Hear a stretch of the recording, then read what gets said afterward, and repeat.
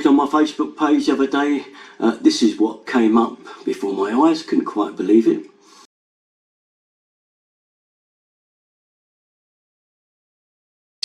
Yeah, so don't get caught out.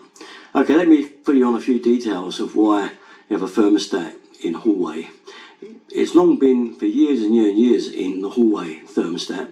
Also a radiator in the hallway, so you think, what is that doing in there? Why am I wasting heat in the hallway? Open the door, all the heat goes out. So getting to the point, there's two reasons. One is this radiator could be a bypass rad. Okay, if you look down at it, you may find that there's no way to turn the radiator off. The valves are called lock shields and they're meant to be left fully open. Okay, so this rad can take care of any excess heat from the boiler.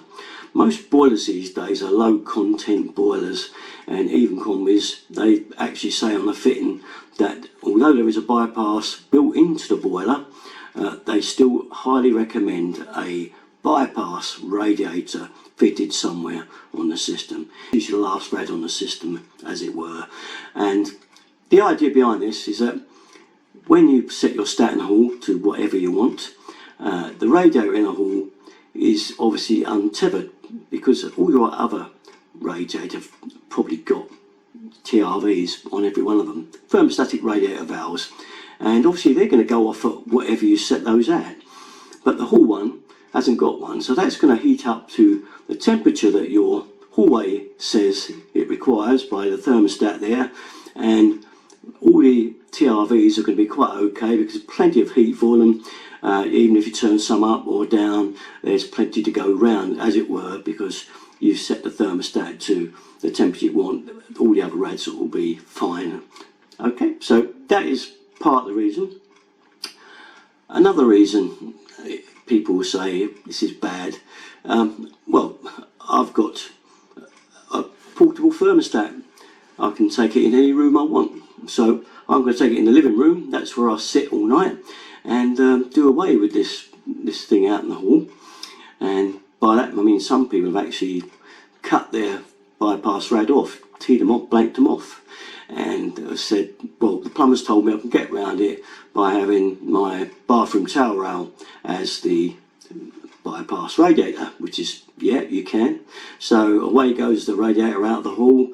Bypass rad is now probably a towel rail up in the bathroom, and we've got a portable thermostat that we can take to any room. So you take it in your front room. That's the main room we sit in all night, isn't it? Yeah, that's a great idea. Yep, so you sit in your front room and you set your thermostat what you want it at. You've got a TRV on that radiator in the front room. So on goes the heating, and the TRV in the radiator could be set, more likely is lower than the thermostat you may have set at, because it might be a particularly cold night. You think, I think I'll turn the heating up a bit more tonight, it's a bit cooler. But if the thermostat on the radiator TRV is lower than the thermostat setting on the mantelpiece, that room won't get any warmer than the TRV setting that you set for that room.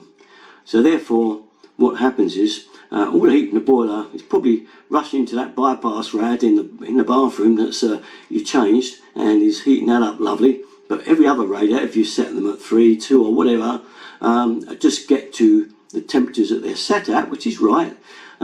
But basically your front room that you're sitting in, you want higher, gets no higher.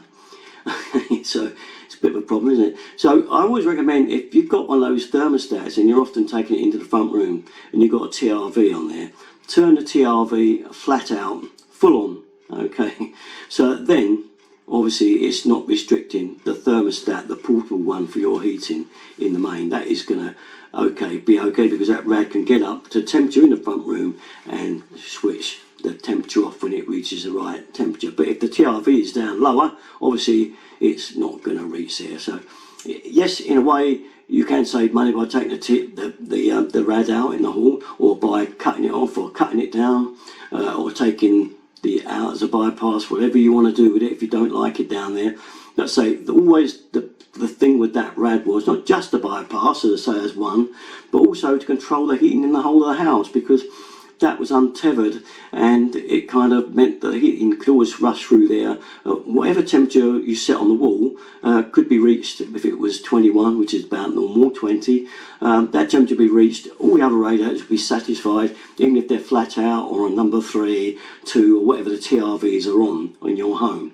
But it does mean then that that radiator is acting as your kind of guide for the thermostat, shall we say.